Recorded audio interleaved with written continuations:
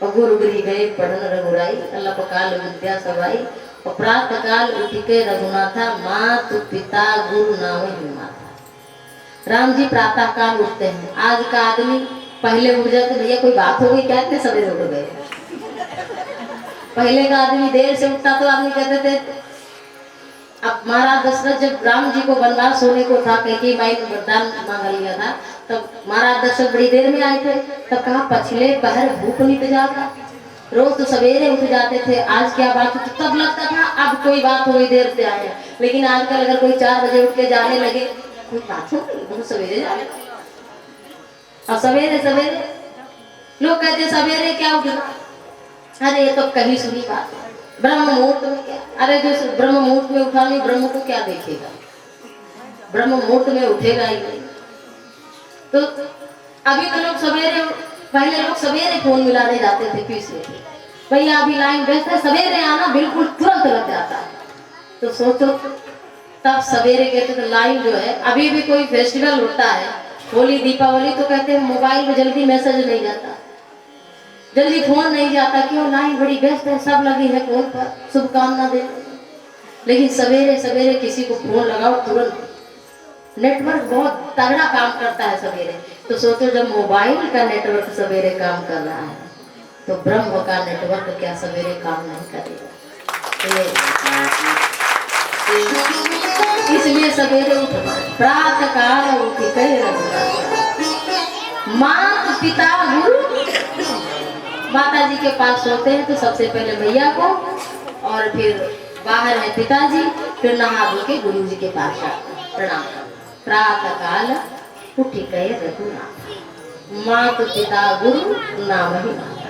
अब तो लोग कहते good morning dad, good morning dad, dad कर दिया, बताओ जीते जी पिताजी को डैड,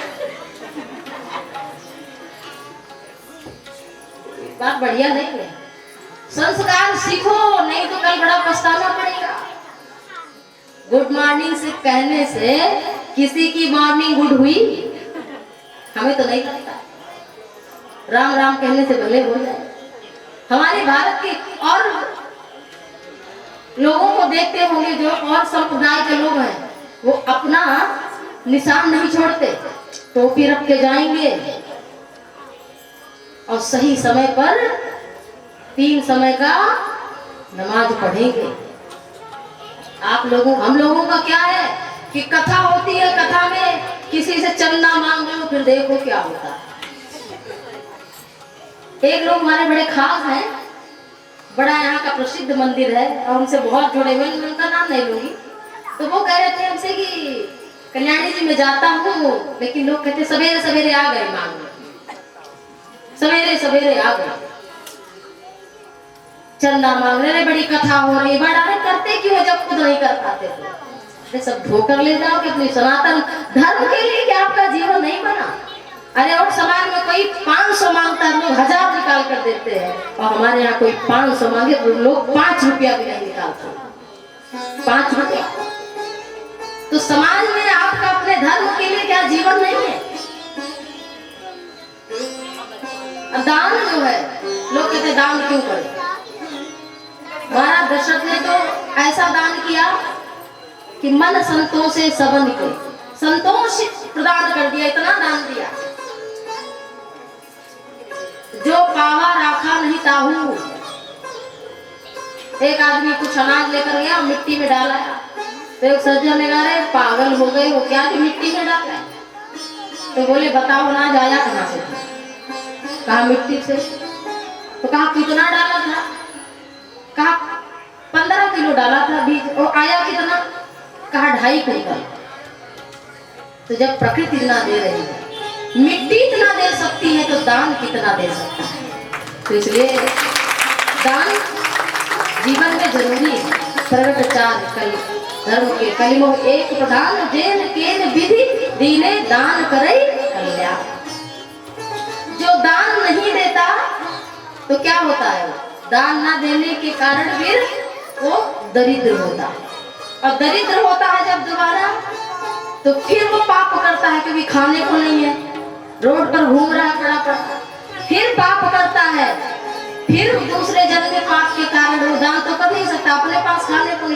दिन होता है, फिर पाप करता है, ऐसे ही चलता रहता है। तुलसी पंछी के पिए घटे न सरिता नीर, और दान दिए धन ना घटे जो सहाय। दान, यहाँ के मंदिर में आपकी कथा हो रही है, ये कथा एक व्यक्ति की नहीं है, आप सबकी कथा, राम जी की कथा है। और यहाँ आप अपना सहयोग कि आपको कहना ना पड़े कि नहीं हमारी तरफ से ये 10 किलो आटा हो जाए, हमारी तरफ से 20 किलो आलू हो जाए, ये 4 पैकेट नमक ही हमारी तरफ से हो जाए, ये शक्कर हो जाए हमारी तरफ से, ये हमारी तरफ से भंडारा होने वाला है, ऐसा कुछ कुछ दक्षिणा ले लो, लोग बनाने के लिए आए, कुछ प्रसाद के लिए दे दो, कुछ दक्षिणा में दे दो।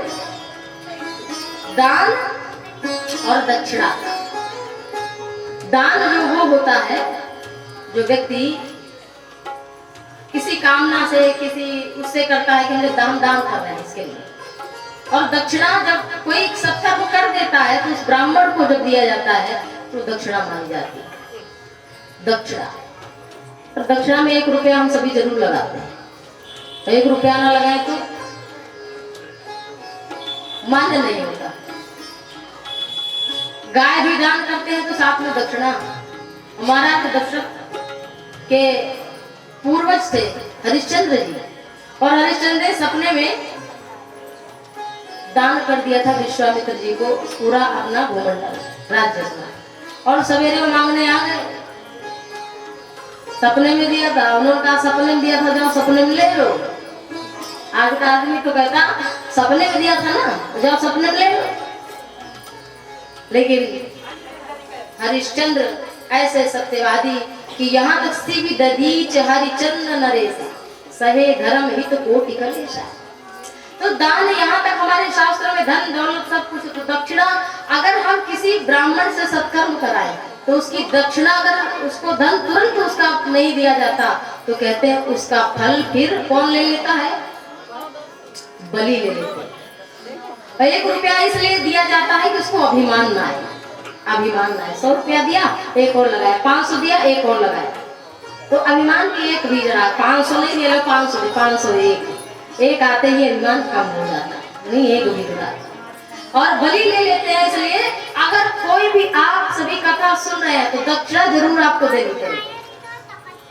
दक्षिणा की मांग है व्यासपीठ से, कौन सी मांग है कि इस मंदिर से आप सभी जुड़े और इसका विस्तार हो, यूं ही ना बना रहे, यहाँ भोलेनाथ का भी दिव्य स्वरूप कुछ और हो, और मंदिर का कथा का यहाँ भोज भंडारा का और विस्तार होता रहे। साल में 1 नहीं, कम से कम 2 कथाएं हुए, तो 1 बार राम कथा और 1 बार भागवत कथा, कभी भक्तमाल की कथा हो, सावन आए तो कभी शिवपुराण की कथा हो जाए, नवरात्रि आए तो कभी माता देवी दुर्गा की कथा हो जाए। तो ये थोड़ा थोड़ा सही अपना नियम बना लो कि आपके समीप है तो कुछ तो निकालो।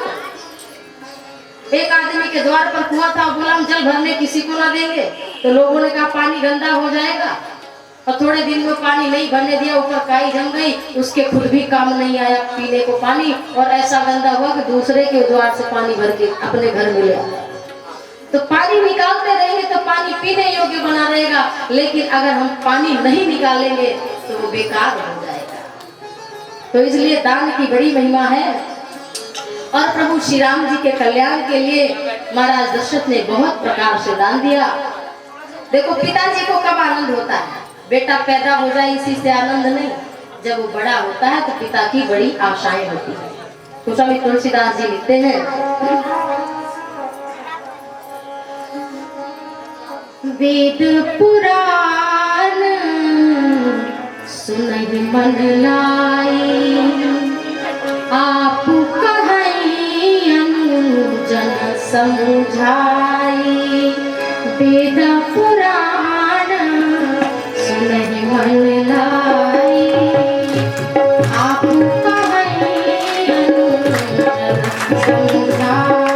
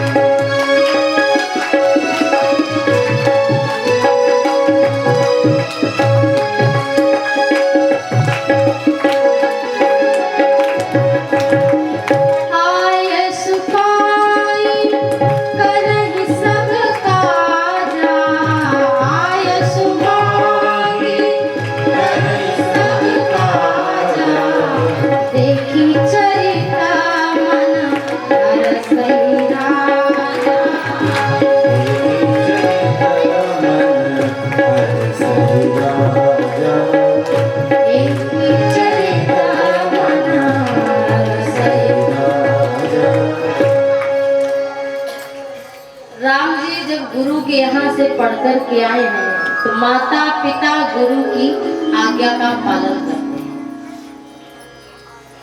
अभी तो किसी की हिम्मत है जो बेटे से पूछ ले रात में 12 बजे से कहाँ है, अरे तुम लेटे रहो चुपके, तुम्हें क्या पता, आपका जमाना जानते हो कितना काम होता है।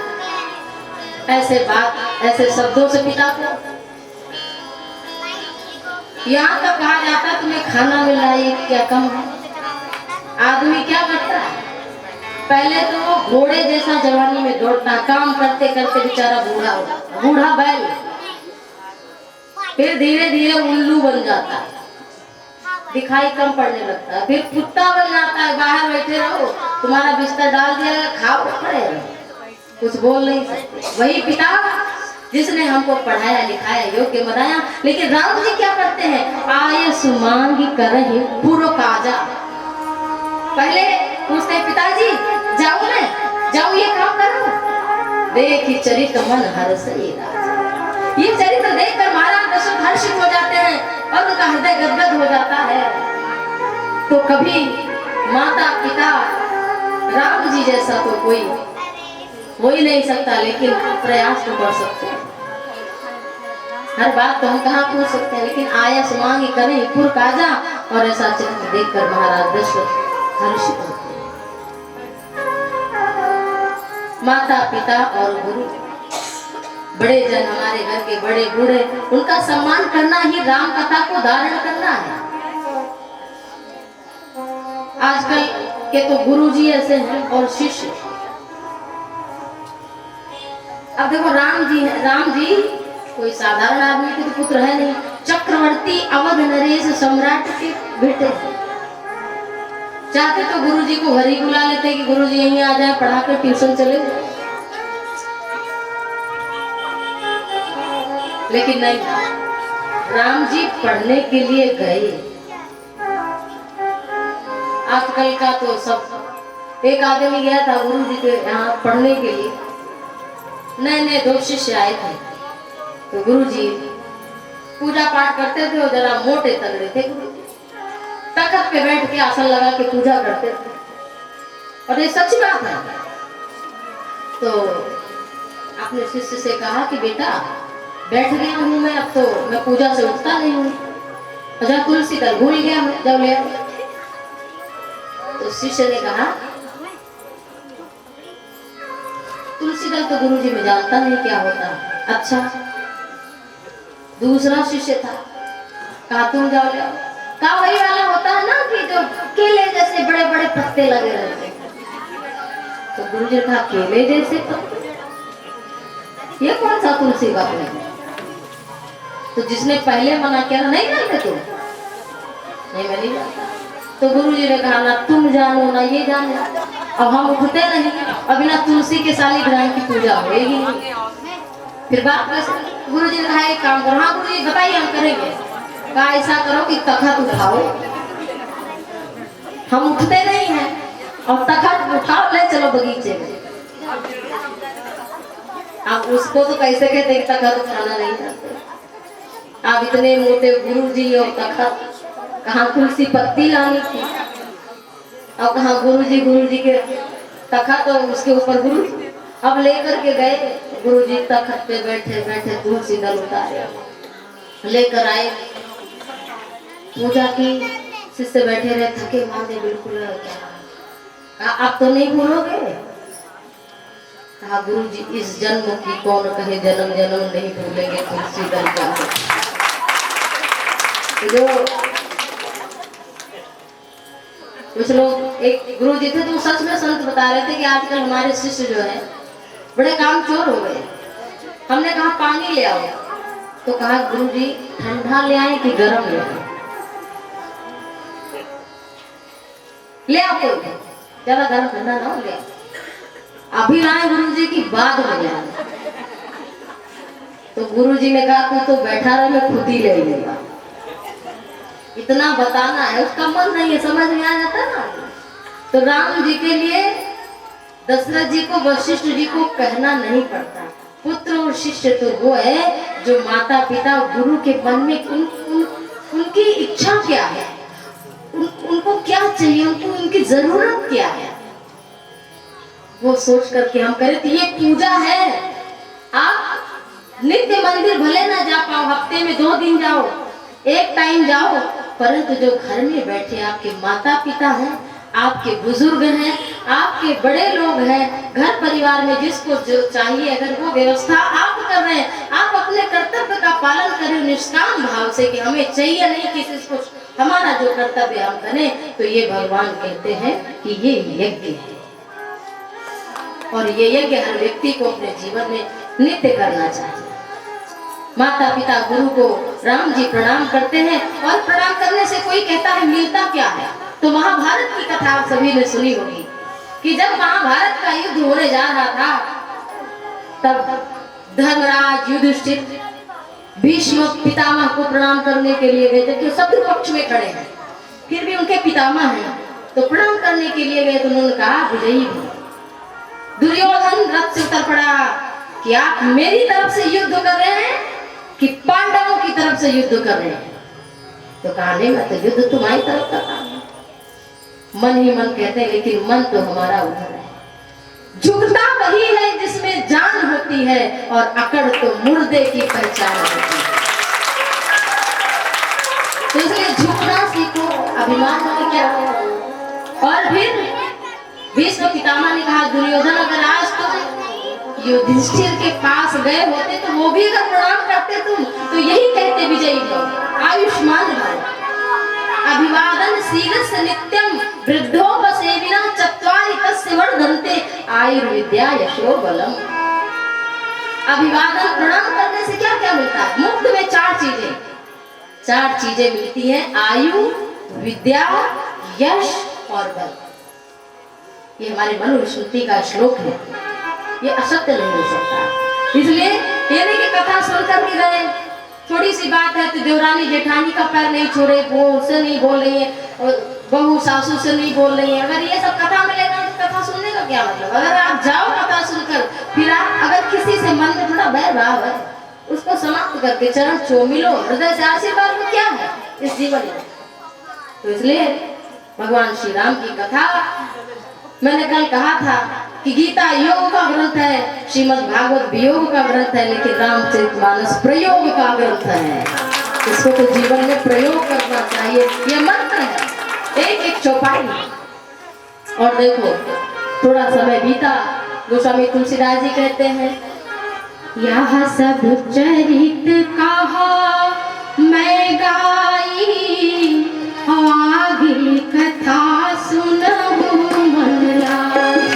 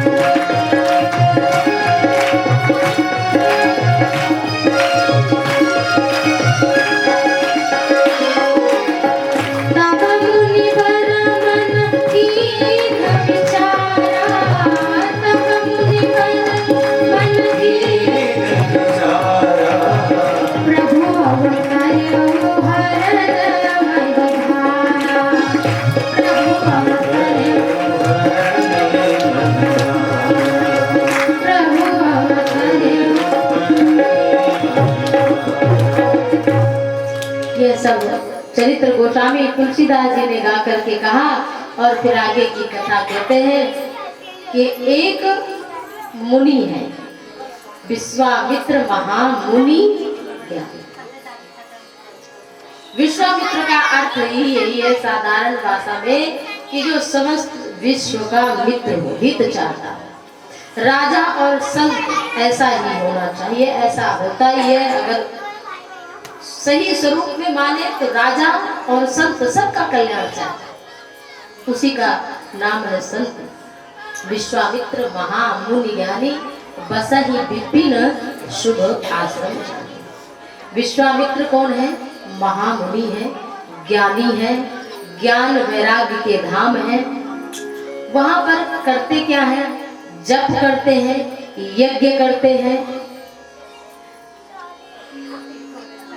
मारीच और सुबाहु जब जैसे देखते हैं वैसे ही दौड़ पड़ते हैं यज्ञ को भंग करने के लिए। गाधी के पुत्र विश्वामित्र महामुनि के मन में चिंता व्याप्त हुई कि हरि के बिना निशाचर नहीं मर सकते, इनका वध नहीं हो सकता।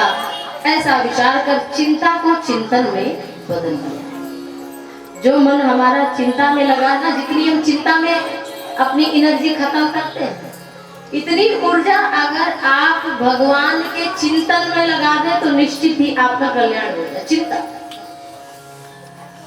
चिंता है बड़ी चिता से भी नर को निर्जीव बनाती है, मुर्दे को चिता जलाती है, चिंता जीते को खाती है। चिंता चिता समायुक्ता बिंदु मात्र विशेषता, सजीवे दहते चिंता निर्जीवम दहते चिता। तो जिंदा को तो चिंता जला देती और मरने पर चिता जलाती है, तो चिंता ही ज्यादा बड़ी। चिंता चिता दो बहने, चिंता चिता दो बहने हैं, एक मरने पर जलाती है और एक जीते जी जलाती है। बस बिंदु मात्र, चिंता से अगर बिंदु हटा दो तो क्या बनेगा? चिता। तो एक तो मुर्दे को जलाती है चिता, और चिंता तो जीते जी आदमी को खा लेती है। चिंता सांपी को नहीं खाया के जग जाए ना व्यापी माया। तो गोस्वामी तुलसीदास जी कहते हैं ऐसा विचार करके विश्वामित्र महामुनि कौन है? ब्रह्मर्षि के पद को प्राप्त हुए। एक जाति जब पुरुष की हो जाती है, नारी का तो विवाह के बाद बदल जाता है। तिवारी है तो पांडे, पांडे है तो तिवारी, मिश्रा है, दुबे हैं, तो अलग अलग रूप में बदलते जाते हैं लोग। जो जिस ये ठाकुर है तो वो ठाकुर है, ऐसे से बदलता है। ये ऐसे वैश्य है, ये वैसे वैश्य है, इस तरह का चलता है। परंतु पुरुष के लिए, नारी के लिए नहीं। परंतु विश्वामित्र महामुनि ये क्षत्रिय कुल में उत्पन्न हुए थे, परंतु ऐसी तपस्या की कि उन्होंने ब्रह्मर्षि के पद को प्राप्त किया। बैठे बैठे सोचने लगे कि हमारा जंगल में रहना बेकार, ब्रह्मर्षि का पद पाना बेकार। दशरथ जी तो घर में रह करके राम के पिता बने हैं, और धन्य है वशिष्ठ जी जो राम जी के गुरु बने हैं। ऐसा विचार करके अयोध्यापुरी के लिए आ रहे विश्वामित्र महामुनि, और आकर सरयू में पहले स्नान किया। कहीं तीर्थ में जाओ तो स्नान जरूर करो, स्नान ना कर पाओ तो आचमन ही करो। ये सरयू मैया तो ऐसी है कि दर्शन से दरस परस मज्जन अरुखाना हरई पाप कह वेद पुराण। तो उनका दर्शन, स्पर्श और मज्जन माने स्नान करना, तो ये तीनों कर सकते हैं आप। लेकिन सरयू के लिए तो आप दर्शन कर लेंगे तो भी पवित्र हो जाएंगे। लेकिन मुनिवर ने सरयू में स्नान किया, और फिर महाराज दशरथ ने सुना कि विश्वामित्र महामुनि आ रहे, तो डर गए थोड़ा। क्यों? उन्होंने सोचा कि जब चंद्र हमारे कुल से जुड़ जाता है तो विश्वामित्र जी आ जाते हैं। हरिश्चंद्र भी एक बार जब उनके कुल में हुए थे पूर्वज, तब भी विश्वामित्र मुनि महामुनि आए थे। और आज रामचंद्र जी आए हैं तो भी विश्वामित्र महामुनि, इसलिए पहले डर गए कि चले किस लिए आ गए, और मुनियों के संतों के साथ ले गए और लेकर के आए, दंडवत प्रणाम किया और अपने आसन पर बैठा दिया। विविध भांति भोजन करवावा, मुनिवर हृदय हरस तब आवा, अपनी चरणन मेले सुतचारी, राम देख मुनि देह विशाली। अपने आसन पर बैठा दिया, माने कि आपको मांगना नहीं पड़ रहा, पहले दे दे। अच्छा, किसी ने अपराध किया हो मान लो, अब वो आते ही चरणों पर गिर पड़े, हमसे बड़ी गलती हो गई, तो बताओ आप उसको डांट पाएंगे? अपराध हुआ हो, गलती हुई वो ठीक है, सबसे हो, लेकिन एक आदमी आए गलती करा, लड़ ऊपर से रहा। हम लोगों का स्वभाव है कि गलती करते हैं और मानते भी नहीं। हम तो मुंह पे कह देते हैं, ऐसे लोग कहते हैं,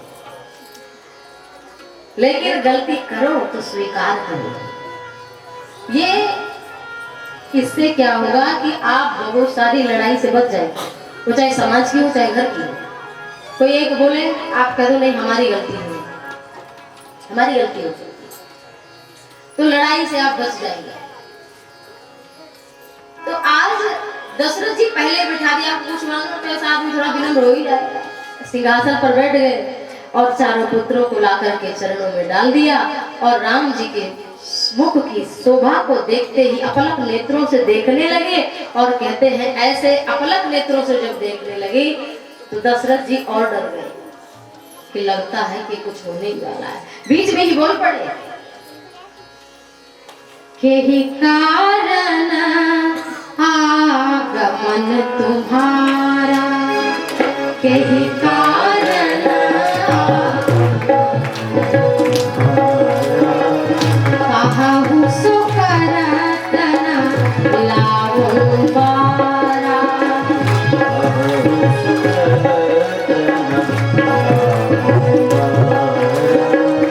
असुर समूह सतावहि मोहि,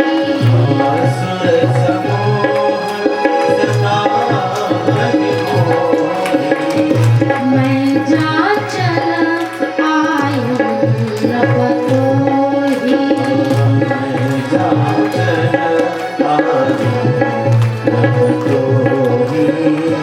अनुज समेत देहु रघुनाथा,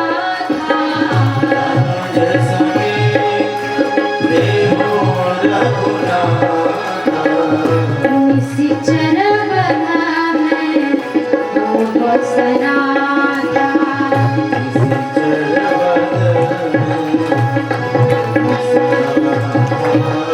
निशिचर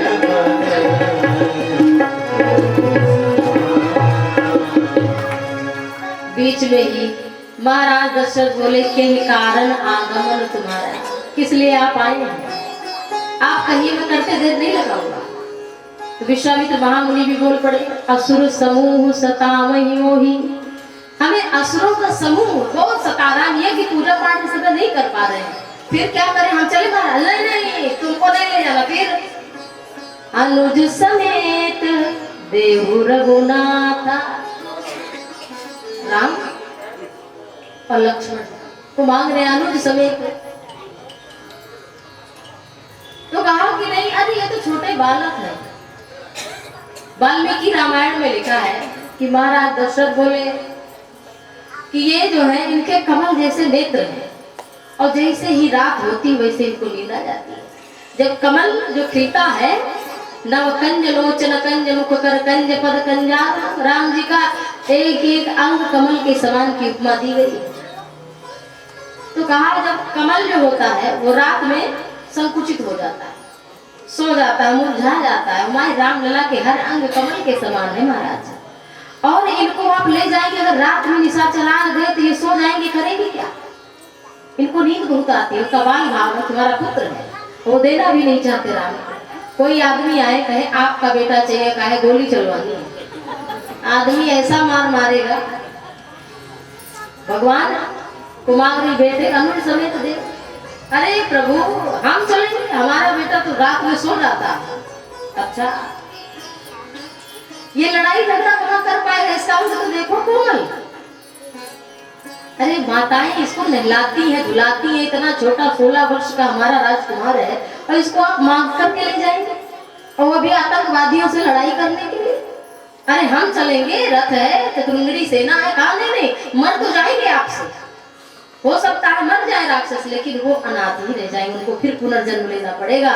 और आप है राम, आप है मुक्ति दाता, तो मुक्ति देने का अधिकार तो केवल आपको है। इसलिए आप भगवान को मांग रहा हूँ, आपको नहीं। जो मुक्ति देने वाले हैं उनको मारने को तो क्या विश्वामित्र नहीं मार सकते? जरा सोचिए, जो दूसरा स्वर्ग बना सकते हैं, अनेक इंद्रों की रचना स्वर्ग में को नहीं, अनेक इंद्र को प्रकट कर सकते हैं, ऐसी क्षमता है विश्वामित्र में, तो क्या राक्षस को नहीं मार सकते? रावण तक का वध कर सकते थे ऋषि मुनि, उनके श्राप से ही मर जाते, लेकिन इसलिए नहीं मारा। क्यों? क्योंकि वो मर तो जाते, उनका वध तो हो जाता, लेकिन